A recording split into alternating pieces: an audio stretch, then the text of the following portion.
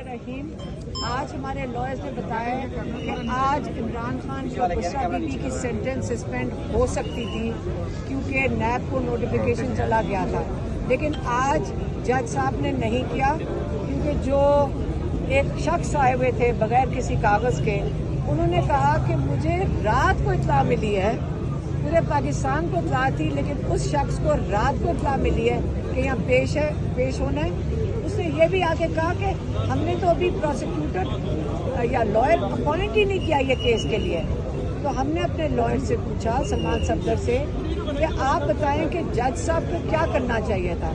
अगर सेंटेंस नहीं सस्पेंड करनी थी, जज साहब को उसी वक्त उनके साथ नाराज़गी का इजहार करना चाहिए था और उनको कहना चाहिए था कि आप 2 घंटे में प्रोसिक्यूटर जनरल को यहाँ पेश करें।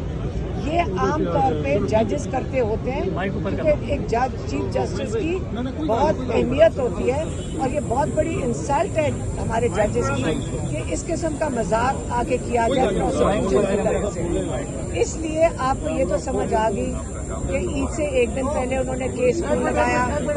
आपको ये भी समझ आ गई कि उन्होंने 11 तारीख की डेट दे दी है।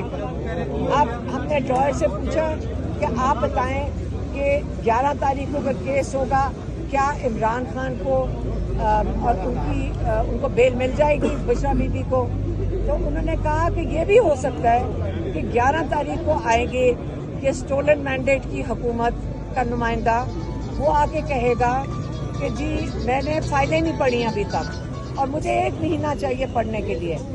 इनकी कोशिश हुकूमत की पूरी ये होगी और जज साहब हम उम्मीद रखते हैं कि उनको फैसिलिटेट ना करें।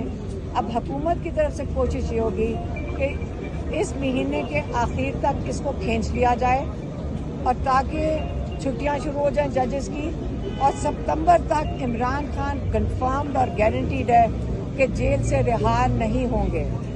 और ये आपको मैं ये बता दूं कि हमारे लॉयर ने ये भी कहा है कि ये सिर्फ आधे घंटे की बात है, आधे घंटे का केस है।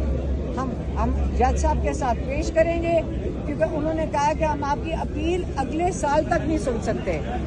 इस वजह से